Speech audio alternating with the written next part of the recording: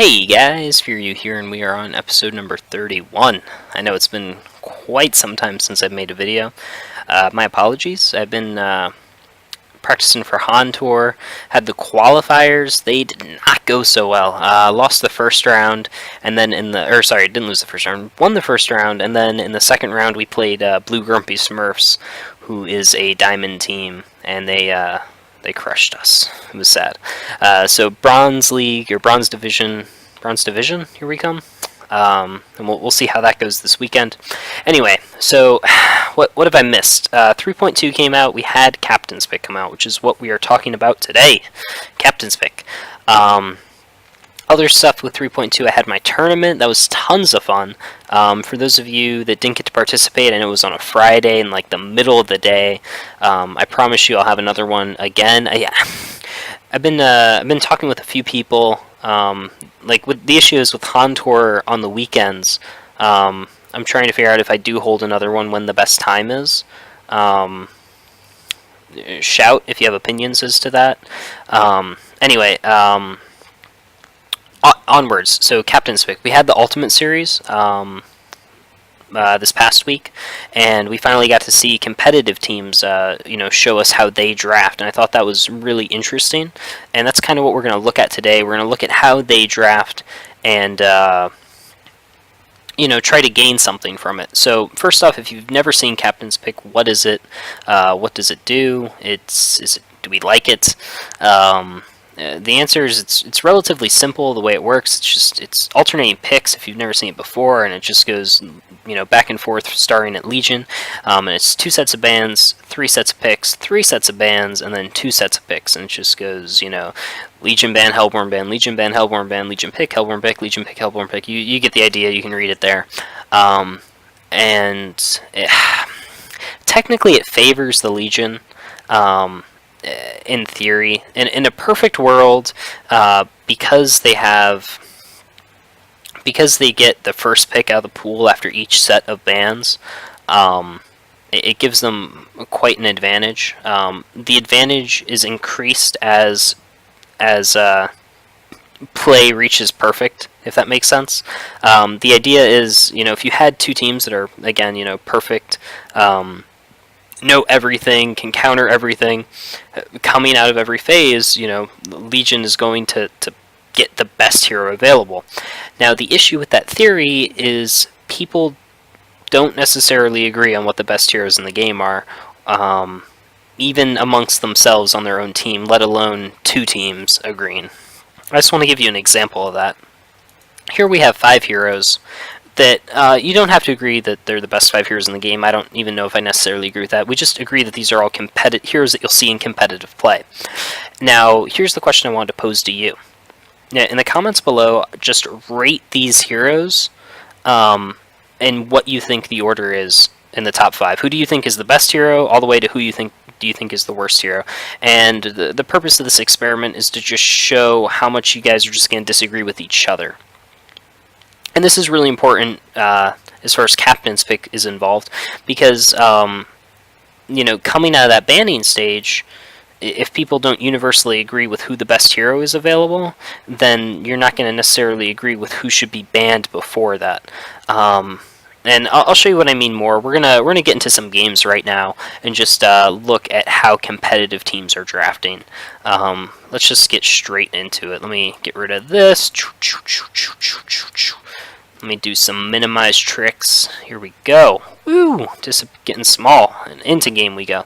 Alright, so this is like I said, all the games are going to be Predator Ultimate Series, and we're just going to be looking continually at SG as they're playing the Legion side, and I'm only going to worry about the first set of bands and the first set of picks, because after that things can get so diverse that they won't necessarily come up a lot.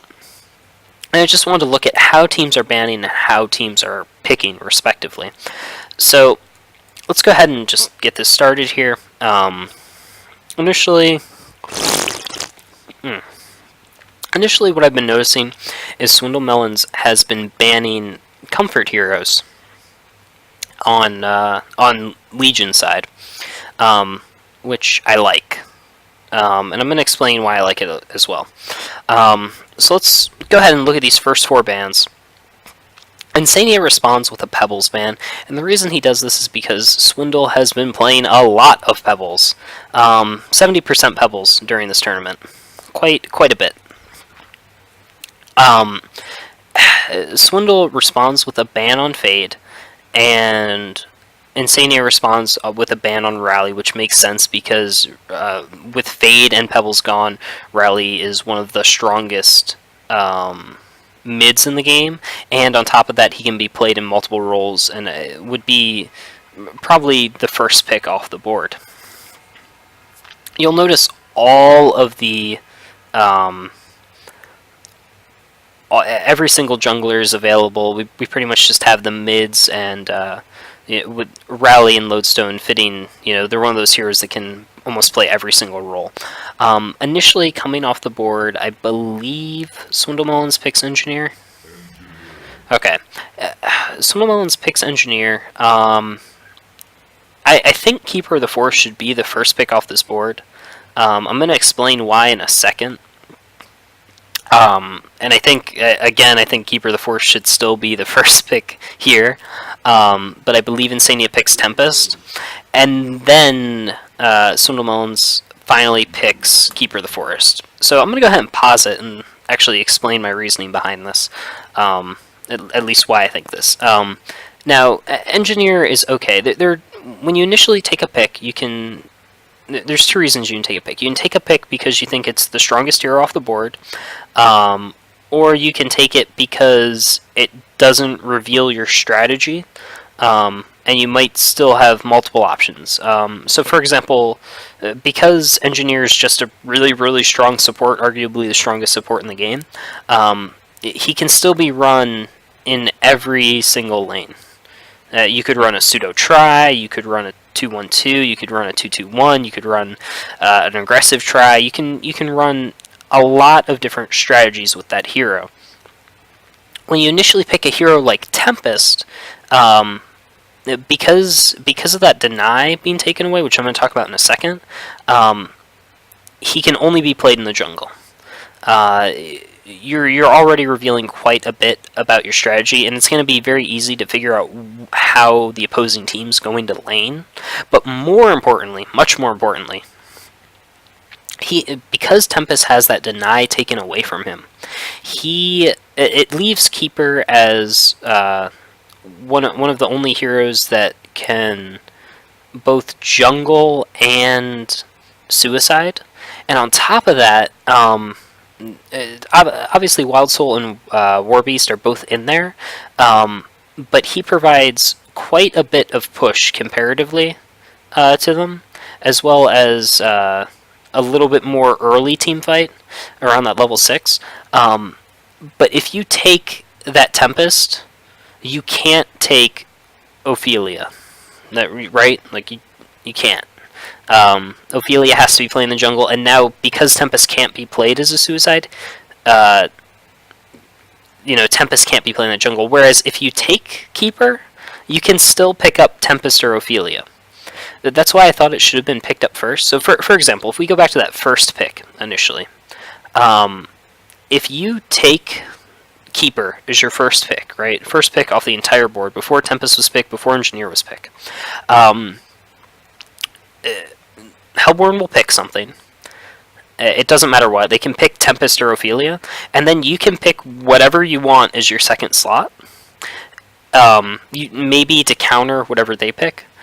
And then as your third pick, you can take Tempest or Ophelia, whatever they don't pick, and you'll have an incredibly strong push lineup in Keeper plus Tempest or Keeper plus Ophelia. Which is just...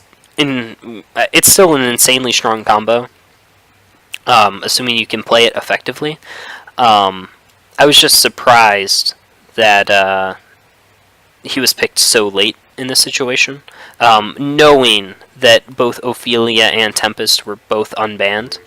If one of them is banned, it's not as strong, but knowing that both of them were unavailable, I was really surprised at what happened there. So in this situation, Swindle ends up getting both Keeper and Ophelia, which is just a potent combo. And I thought that was interesting. I'm going to go ahead and jump to a different game. Where are we? We're going to stay in the series, and we are going to stay with... we're going to stay with SG on Legion side, which is what we want to say. And like I said, I don't want to get to that second set of bans because the games have already developed so far. I just want to worry about those initial picks, and I want to keep everything the same so we can learn as much as possible. So here we see Swindle initially ban Warbeast. And the reason this is interesting is because last game he initially banned Lodestone.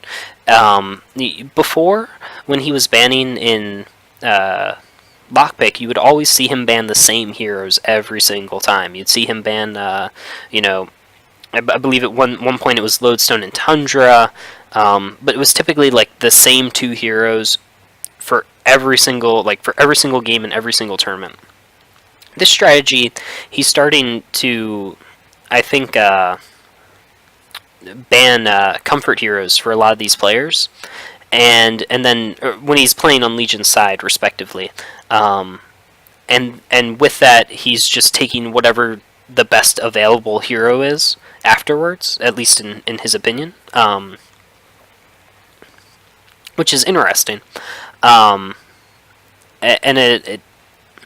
it definitely, it's going to allow for a more wide variety of games, which is great for the spectators. So this time we see both the Keeper and the Engineer banned. Swindle is going to be right-clicking Pebbles Rally, Pebbles Rally. He clearly thinks both of them are insanely strong, and he's debating here which way he wants to go. They both fill very, very similar roles. And he even right-clicks MOA for a second because I think he clicks it for like the half second because he knows Engineer. While Engineer is the strongest support in his eyes, I think MOA is the second, not the second strongest, but can be played in so many roles, and just fills so many. He has so many different qualities. He has anti-push. He can be played as the 1, 2, 3, 4, 5. It allows you to be very diverse with your hero pick, but he ends up ultimately selecting Rally,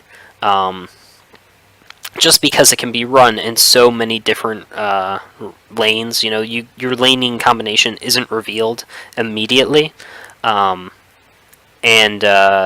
it's just quite a strong hero. Although he is debating that Pebbles,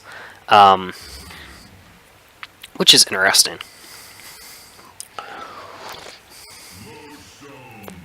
Mega Beaver here selects Lodestone, which can be run again in every single lane. It plays a very, very similar role to Rally. It's almost the opposite of what we saw last game, where before we had Keeper unbanned and we had all three of these heroes banned. But again, Legion gets that first choice.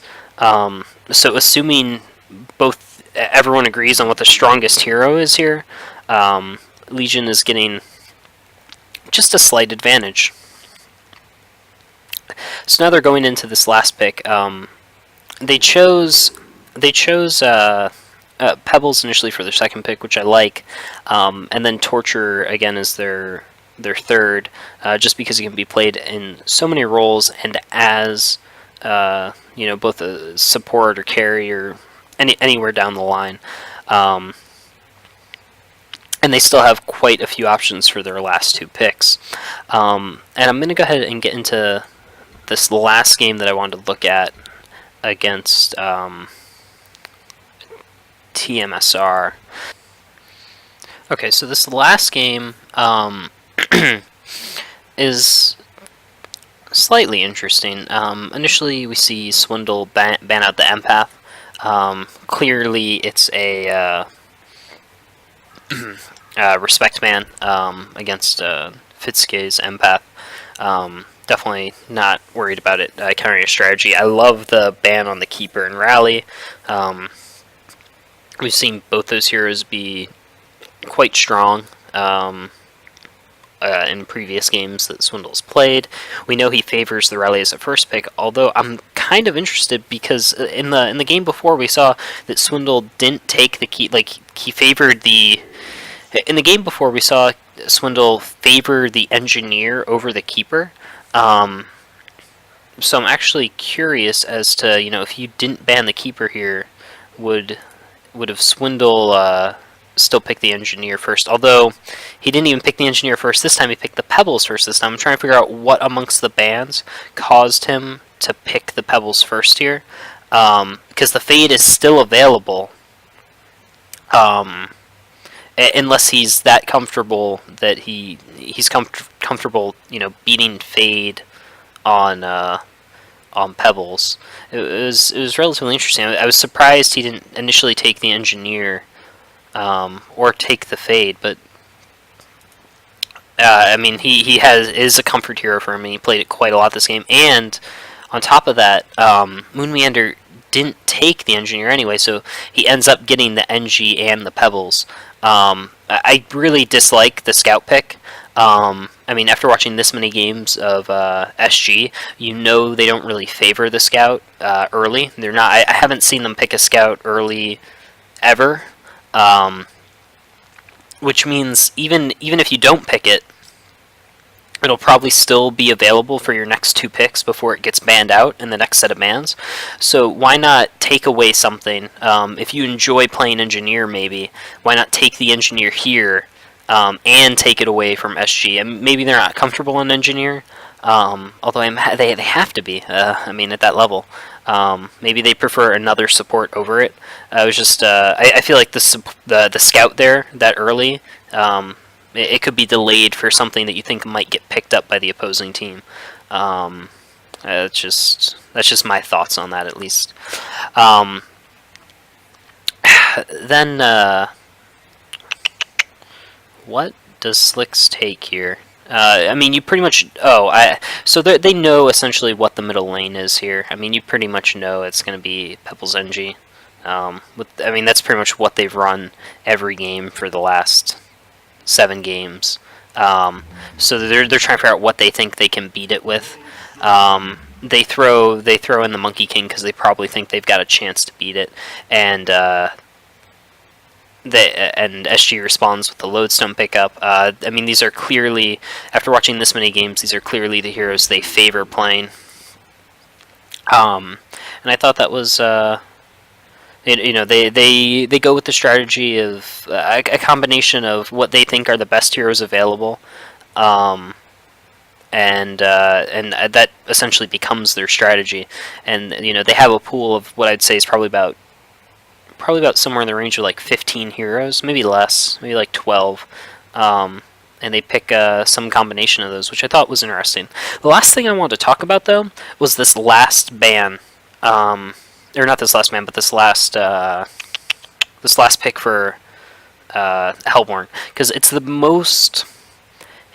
one spot where Hellborn has an advantage, and it's very, very important to note this. And it's the last thing I want to leave you guys with going out of here, going out of this captain's pick segment. So there's 2 ways to roll. You can either pick a team. You can pick a hero that you think is really strong and won't be there, and will probably be banned out in the next set of bans. Torture is definitely one of those heroes. If he was unpicked here, I would expect him to get banned. But another option you have, and this is something I want you to think about. Notice the heroes that are unbanned here. We have Tempest unbanned, Ophelia unbanned, Parasite unbanned, Fade unbanned. Quite a lot of good heroes in here, and I'm actually gonna roll to one of my games for this, if I can find it. And what I want to show you is that in that 3rd slot as Hellborn, you can actually pick a. You can use that pick knowing that you're going to have 3 bans afterwards. You can pick maybe something that gives away your strategy. But if you have a strong counter, um, to it, if a hero you enjoy playing has a couple of good counters, you can use those 3 bans to help protect that hero. And I think that's something Hellborn needs to take advantage of, just going into the future of all games. I'm going to speed through this game a little bit. Initially, you're going to see a Keeper Lodestone ban go out, and a Soul Reaper ban. Rally first pick, Engineer second pick, Magnus third, Pebbles fourth. And now we're getting to the part that I want to talk about, is this pick. So with our third pick, we're actually going to take an Ophelia here. And the reason this is interesting, the reason I wanted to talk about this third pick here for a second, is because you can take a hero here and you can ban out most of the counters. So in this example, we're going to take the Ophelia and we're going to ban out Parasite. But you could do this with other heroes. You could do this with, maybe you take Predator and you ban out Arachna and Pandemonium. Or you take an Invis hero and you ban out the respective counter. You can do this with just a number of heroes. As opposed to trying to disrupt the opposing team going into that second set of bans, you could try to take a last second, whatever it might be, your carry, or if you have a hero that's easily countered, you can take that hero there and then ban out the opposing counters. So here we're going to end up banning out all the heroes that disrupt Ophelia. We're going to we should actually, no, I remember we actually picked the Scout this game. We should actually ban out the Scout and ban out the Parasite. We only ban out the Parasite. But that's just something I want you to keep in mind for that third pick on Hellborn. I think that's actually worth noting. Because I think that's the one spot where Hellborn has an opportunity to make something happen. And that's just the initial look I wanted to give you guys at Captain's Pick. I hope you guys enjoyed it. I'll do more in the future, and I will see you guys next time. Wish me luck in Cycle 1.